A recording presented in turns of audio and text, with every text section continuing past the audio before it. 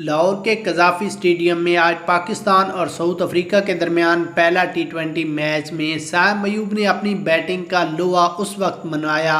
जब आखिरी 3 गेंदों पर सिर्फ 12 रन चाहिए थे और साम अयूब ने 2 छक्के लगाकर न सिर्फ पाकिस्तान को ये मैच जितवाया है बल्कि क्रिकेट शायकीन के जोश भी दोबारा उजागर किए हैं। मैच की हाइलाइट्स जानने से पहले आज जो साम अयूब ने बैटिंग की है ये तारीख में भी लिखी जाएगी। सिर्फ 35 गेंदों पर 79 रन बनाकर न सिर्फ पाकिस्तान को पहला टी20 मैच जितवाया है बल्कि क्रिकेट शायकीन को भी खुश कर दिया। आज की बैटिंग देखने के बाद ये अंदाज़ा हो चुका है कि अब पाकिस्तान टीम पहले वाली टीम बन चुकी है। पिछले काफ़ी मैचों में पाकिस्तान की नाकिस कारकर्दगी से क्रिकेट शायकीन भी टीम को नज़रअंदाज करने लगे थे, लेकिन आज जिसने भी मैच देखा वो दोबारा पाकिस्तान टीम को सपोर्ट करने लगा। ओपनिंग पर जब साहबजादा फरहान और साम अयूब ने आगाज़ किया तो साहबजादा फरहान सिर्फ 10 रन ही बनाकर पवेलियन की राह गए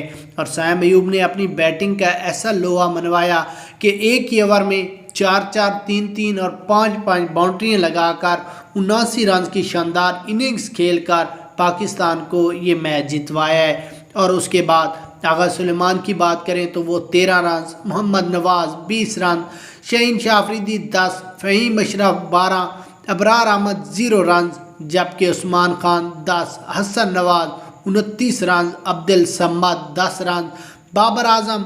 25 रन बनाकर पवेलियन की राह गए। अगर पाकिस्तान की इस जीत के बारे में आपको क्या लगता है कि बाकी टी20 मैच भी इसी तरह जीतेगा या नहीं?